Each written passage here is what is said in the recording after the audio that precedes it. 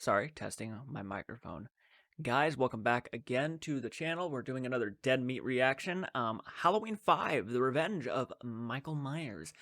Uh, this is a guilty pleasure of mine. It's not a great movie by any means stretch of the imagination, but I, for some reason, have a lot of nostalgic feelings with this film. It's very much my childhood. Halloween 4 and 5 and Halloween 6 were ones I just grew up with, so I always have a soft spot for them. I know they're not phenomenal movies, and I know they have their issues. Obviously, Halloween 5 with the mask and the story, the cops. I mean, there's just a lot of crazy things that happen in this movie that really don't hit hardcore Halloween fans for the most part. Most people have this at the bottom of their most hated Halloween films, actually, because of the silliness and the goofiness of certain things and aspects of the film. I get it. But I overall enjoy the movie for what it is. So it's a guilty pleasure. I have nothing else to say besides that. But if I were to give you guys my personal favorite kill of Halloween 5, I almost feel like, and this is an odd pick, I would probably go. I'd probably go with the cop towards the end of the film, that or Tina, because it was really nice to see Tina die. I'm not gonna lie, not a big fan of the Tina character myself. But I really liked the cop's death. The cop at the end, who was actually being very sweet and nice to Jamie, trying to comfort her, make sure she knows that she's not alone. He's there to protect her. Really, his death was very powerful to me. But then again, I would love if he did die to go with Loomis. I know Loomis did not die in the movie because he's in Halloween 6, so I can't choose that. But if he did die right there, I would have picked Loomis because that was just a phenomenal way to go if he went out like that. I know that's not really counting as much because, he doesn't really die, but overall, I still really, really enjoyed it. And if I had to give my least favorite kill, probably going to go with the Hermit from the beginning. I still don't understand why a hermit was in the movie to begin with. He looked like he was from like the 1800s, late 1800s. I don't understand that whole thing, but we're not gonna waste too much time. Let's go ahead and dive into this. So, Halloween 5, The Revenge of Michael Myers, guilty pleasure for me. I know it's hated by a lot of people. It came out 1 year after Halloween 4, so 3, 2, 1. Love nodding my head to that. Welcome to the Kill Count, where we tally up the victims in all our favorite horror movies. I'm James A. Janice, and today we're looking at Halloween 5, which often includes the subtitle The Revenge of Michael Myers, released in 1989. After the previous film ended with an indication that Jamie Lloyd would become evil, head producer Mustafa Akkad was like, nah man, let's just make another Michael movie. Halloween 5 picks up immediately after Part 4, kind of like how Part 2 took place right after the original. But unlike with that situation, Part 5's production was super rushed and had an entirely new crew on it whose work motto was apparently make it up as you go along. Like they literally didn't have a completed script when they started shooting. The result is a bizarre entry that introduces a crappy origin story for Michael and a mysterious man in black character who was never even written into the script. They just made him up on the fly to fix plot problems, and man does it show. For all its flaws though, at least this movie still has a bunch of kills. Let's find out how many and get to them. Man in the movie begins right where the last one left off, with the end of that riveting truck sequence, and then Mr. Myers getting lit up by a bunch of guns until he falls down into a mine shaft. We pick up with new footage that follows his escape underground, where he crawls away just in time to avoid the stick of dynamite they toss down there. Then Michael gets into a river, and this is honestly the moment I lose any and all respect I ever had for the guy. How am I supposed to take this asshole seriously when he's floating down a lazy river with his mask on? This scene is just begging for a Benny Hill backing. See, he gets out and stumbles like an idiot onto drier land, and then winds up in a friggin' pirate cove, it looks like, where this beheaded gentleman runs into him, only surviving because Michael passes out before he can properly kill the dude. Then, okay, get this. It fades to black, and a title card tells us that it's Halloween Eve 1 year later, and a maskless Michael is just now waking up. He's in the same place, so what? This old dude just let him sleep there for a whole fucking year? What? He grabs his mask, which looks different yet again, and then kills the guy who gave him free room and board for the past year. Again, this timeline decision makes no fucking sense to me, and I hate it. Even worse is why he woke up. Apparently, he has some sort of psychic connection to Jamie Lloyd, who was wriggling around in bed, having a nightmare about the end of Part 4. She woke up screaming, except she didn't, because in this movie, she's lost her voice. It's immune, yeah.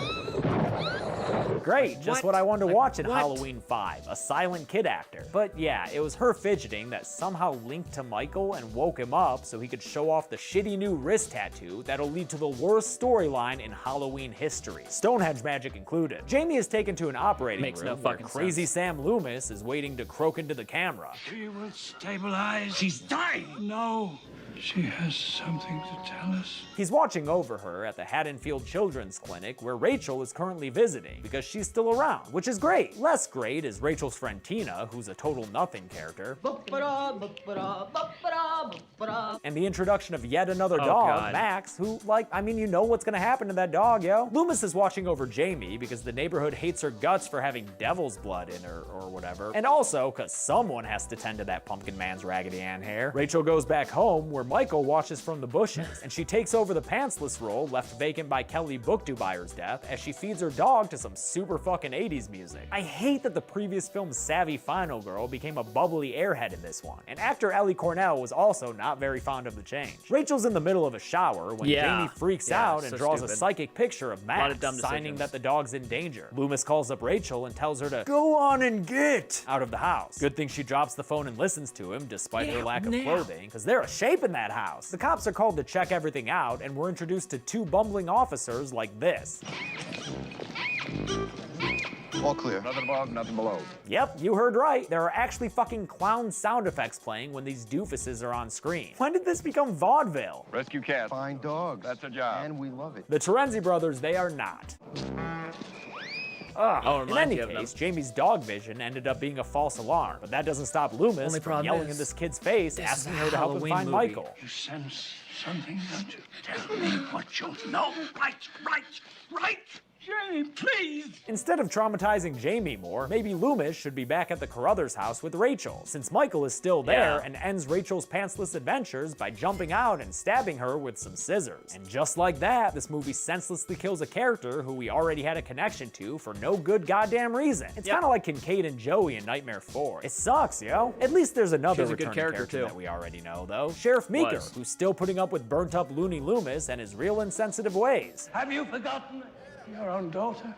I don't forget. No, of course you don't forget. Tina goes to Rachel's house, where Max is somehow thankfully still alive and lets herself in. When she can't find Rachel anywhere, she just assumes that she left town with her parents. So that means the house is hers for her to roll around with stuffed animals in. Downstairs, she runs into Sammy, another friend who also just let herself in, and the two of them leave, not knowing that another squatter has already claimed rights to the Carruthers house. And he can teleport, kinda. Nah, he's there in the background. The girls frolic around together for a bit before they get picked up by Tina's douchebag boyfriend, whose name is, get this, Michael. Why would this movie have a meatbag victim with the same name as the killer? You'll find out later, don't worry. Loomis shows up to Jamie's room so he can yell at her like a madman some more. You know where he is?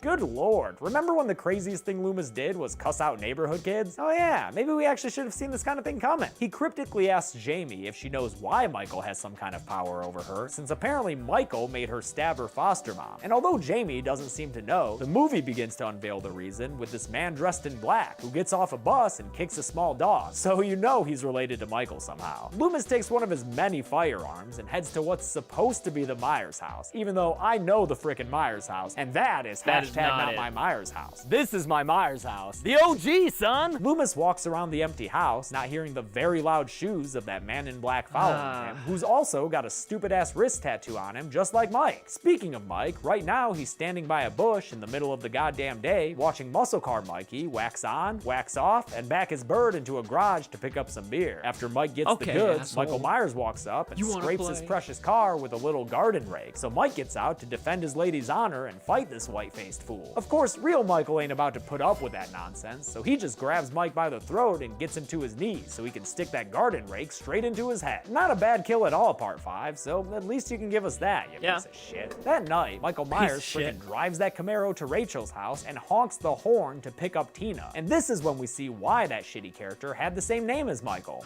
Michael, open the door. It's to be funny, I guess, as Tina mistakes Michael Myers for her douchebag boyfriend, Michael. Michael, don't I even get a kiss. See, it's hilarious. Especially when she gives him a smooch. Or when he skids Michael's the car to a eyes are stop for her to get cigarettes. Psycho boyfriend. Haha, get it? Cause he is? Tina, you don't even know how funny you are. Meanwhile, the children's clinic is having a goblin costume pageant that Jamie's about to be in, even though that don't look like no goblin costume to me. She's joined by her little kid crush, a stuttering character named Bill. These are for you. Weird how the stutterers are always named Bill. They still always seem to get the girl though, so whatevs. But Jamie ruins the I whole know, right? goddamn Stutters. contest when she collapses to the ground in a psychic fit because she senses that Tina is in danger. Tina, where is she, Jamie? Jamie sees in a vision where exactly Tina is, and we get this ridiculous scene where the mute kid and the stuttering kid try to childbirth a sentence together. Cookie woman. Cookie woman. Oh my god, all that for Cookie Woman? What is this movie? It works though, I guess, since everybody knows the Cookie Woman, and Tina gets picked up by the cops. She's brought to the clinic where she has a tearful reunion with Jamie, who finally speaks to say her name. Tina. Aw, yeah, so sweet, Jamie. You're finally reunited with your, foster sister's friend? Wait, why should we care about this relationship? Tina's nothing. Jamie pleads for Tina then to she stay with her, leaves but her Tina's after- like, nah, dude, I'm trying to get some tonight, and leaves. On her way out, she runs into Like, Loomis, and they have a that kid was veritable literally crazy crying off. for you Be to stay. sensible. I'm never sensible if I can help it. I think she took this one, Doc. Tina heads to a party so she can get Night at the Roxbury by a Native American and a Russian ballet villain? Okay. But also coming to this party in his hot new whip is frickin' Michael Andretti, or Myers, sorry. He creeps through the window as Sammy and her boyfriend Spitz tell Tina they've come up with a great idea. I guess their idea is Scare to the suicide cops. by cop, because they run outside where those two doofus clown cops are hanging out and pretend that Spitz is Michael Myers attacking them. Yeah, super hilarious when you're bleeding out to death on the ground with a bunch of bullets in you. Although to be honest, that probably would actually be funnier than these stupid fucking cops and their sound effect accompaniments. Fortunately, we're lousy cops.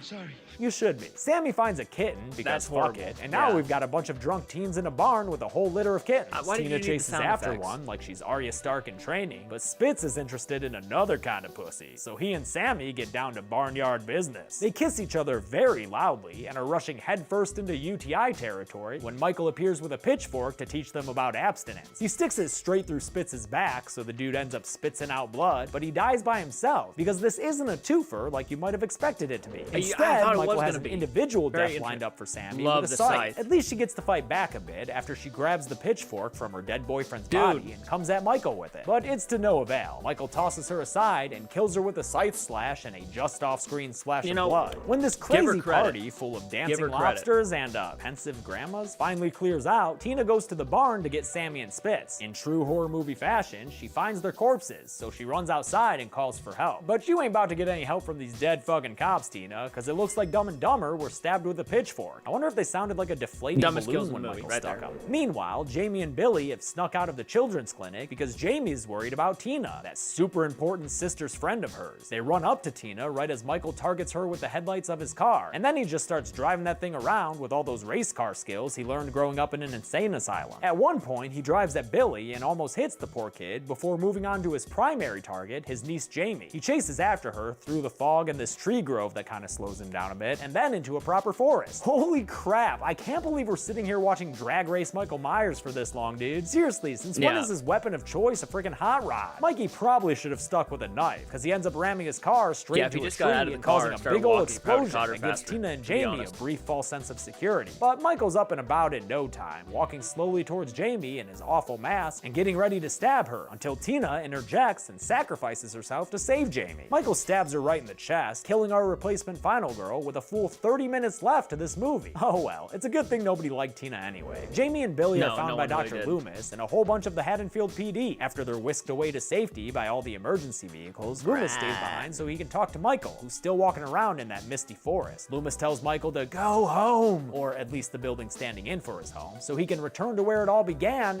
and, I don't know, stop the evil inside him or some shit. It's a whole bunch of idiot talk, but here we have all the cops I going used to along like that with the scene as a plan kid, though. and A planting lot of Jamie atmosphere. inside the abandoned old house as bait for her uncle. But then the cops get a call from the children's clinic, and all of them rush off to tend to that. Because if this movie wants to get Loomis and Jamie alone in the Myers house, it's not gonna bother coming up with a decent way to make it happen. Once it's down to Jamie, Loomis, and a single cop, Deputy Charlie, Michael starts making his way to the house, first stopping to kill this other police officer named Eddie in his car by just, beating him up, I guess. Take that, cop who was just sitting there. Charlie hears Eddie's death over the walkie, but is stopped from calling it in by Looney Loomis, who asks him kindly to just stay put and protect Jamie. Charlie, stay with the little girl, please. You know, Loomis, that's the second time you've pulled a gun on a cop. You're lucky you ain't dead, dude. He's probably Loomis tired goes of the police downstairs where interfering. Michael is waiting, and the doctor tries to tell the killer that Jamie can help stop the rage that's inside of him. Damn, Michael, you looking like an alien in that stupid-ass big-eyed mask. Loomis's appeal to Michael's humanity much as the doesn't fucking work, of H2O course, and he mask. ends up getting slashed across his chest and thrown through a banister by Michael in a fit of rage. Upstairs, Deputy Charlie and Jamie hear the commotion, I like so they try to Deputy get out of Charlie. the house through the upstairs window. When Michael starts breaking through the door, Charlie manages to shoot him a few times, but that's old hat for Mikey, who responds by breaking into the room and wrapping a rope around Charlie's neck so he can kill him by tossing him out the window and breaking his neck via hanging. Michael kills a lot of cops. Meanwhile, at the children's I like that clinic, death. where all those other Pretty cops good. ran off to, we get another couple of bodies to add to the count. Sheriff Meeker lifts a sheet on a stretcher to find this Dr. Hart dude dead, and behind him on the porch is another stretcher with, I guess, the body of Jamie's nurse Patsy, the internet tells me. Looks like both of them died from a case of who the hell knows. Jamie runs away through the Myers house and tries to hide in a laundry chute, which gives us the best sequence of the film and the one that fans of Part 5 always cite when they're explaining why they like this piece of shit, as though a single decently done sequence makes up for the clown cops or the Man in Black mess. It's even a little uncomfortable Dude, the to end, watch the when you last, know like, that 15 behind the to 20 scenes, minutes are little actually Danielle decent. Harris was actually in a fair amount of danger, as Michael actor and stunt Yeah. performer Don Shanks actually stabbed through these walls around her with a real frickin' knife. So yeah, pretty good sequence, but also recklessly and stupidly shot, so I'm not sure it's worth it on balance. Jamie I'm escapes pretty sure from they the told her laundry where chute not to and be. finds her way up to the house's attic, which has all But, yeah, sorts still of mood dangerous. lighting going on. Damn, Michael, I didn't know you were so romantic. Maybe you do have a soft spot somewhere deep in— Oh, there's a dead dog. Yep, another dead dog, because Michael killed Max. Son of a bitch, come on! Jamie also finds looks the like a bodies of stuffed Mike toy, though. and, more importantly, her sister Rachel.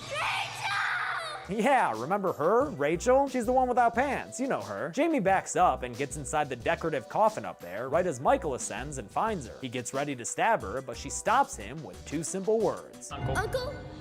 Boogeyman? She tells her Uncle Boogeyman to let her see his face, and he obliges, so we get to see Michael Weird, sans dumb mask moment. once again. It's pretty anticlimactic, but I guess that's the point. Aw, and look, he even cries. But when Jamie gets too close, Michael shrinks back and goes on a full-out Phantom of the Opera freakout that sends Jamie There was a fleeing weird as he moment. breaks all the Dumb. attic furniture in sight. Not She runs needed. downstairs straight into the arms of Dr. Loomis, which like a few movies ago would have meant salvation from the shape. But now, You want her? Here she is, little girl.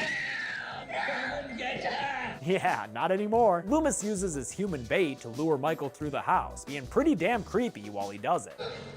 Catch the little girl. Not a game you usually want to play, but I guess in this case it works, because Loomis drops a heavy-looking metal net onto Michael and then starts tranking him up like he's a Fucking buck awesome. T-Rex. That's still not good enough for Loomis, though, who then proceeds to beat Michael with a 2x4 At this while point, he just yelling at had him enough. to He die, was like, die, "Fuck die," you, in a dude. real Tommy Jarvis kind of way. He gets just a tad too excited, though, and ends up having a massive stroke that causes him to pass out on top of Michael like they just got done with a healthy session of lovemaking. Once again, this was originally supposed to be the death of Loomis, and once again, it was retconned later, so it wasn't. Some police cars then arrive on the scene, and that's how Michael Myers wound up in a jail cell with a bunch of police looking over him. God, I hate the shot of him sitting in jail, messing with his chains. What is he, bored? It's so stupid. And this movie's got one more shit Yeah. trick up its shit Yeah. sleeve, because here comes the jingle-jangling man in To black kill all those strolling up to cops, the police bullshit, station. From dude, with that. outside, Jamie hears an explosion and gunshots, because Halloween 5 is trying to give us a shock ending like Halloween 4 did, only, you know, bad. Jamie walks inside to see the carnage that the man in black hath wrought, which comes out to 7-0 cop characters and also Sheriff Meeker, who's there on the floor somewhere. I can't really discern which one of those corpses is him, but apparently he's among the dead. At least Bo Starr got to escape the franchise before Curse. The movie ends with Jamie seeing that her uncle has been broken out of jail and her crying, "No, no."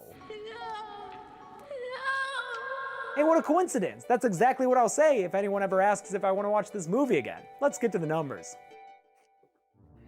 Oh God.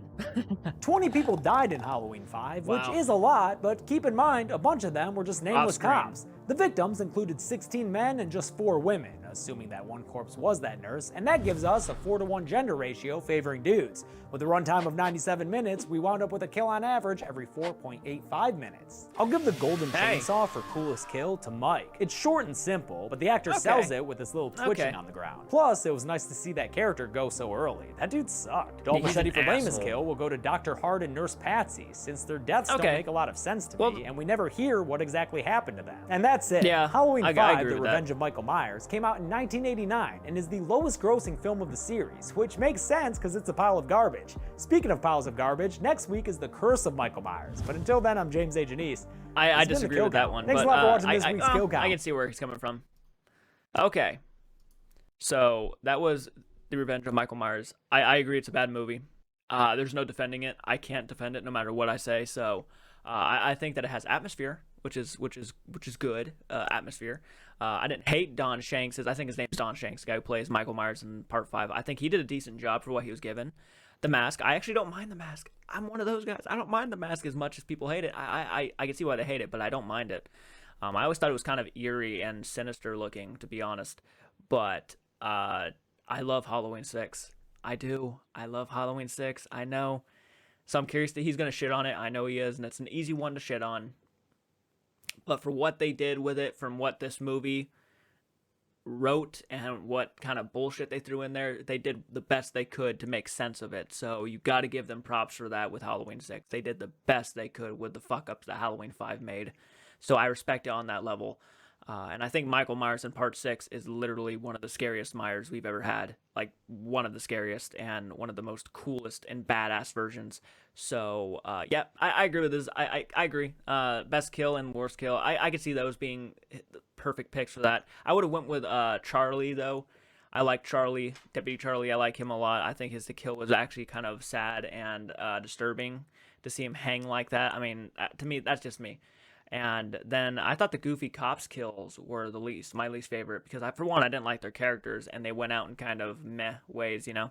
But the doctor and the nurse, I can see that for sure. So, and I can see Michael's death being for the best one, because, you know, it was sweet, simple, ineffective. So, and the guy was a dick, so I wanted him to go out fast.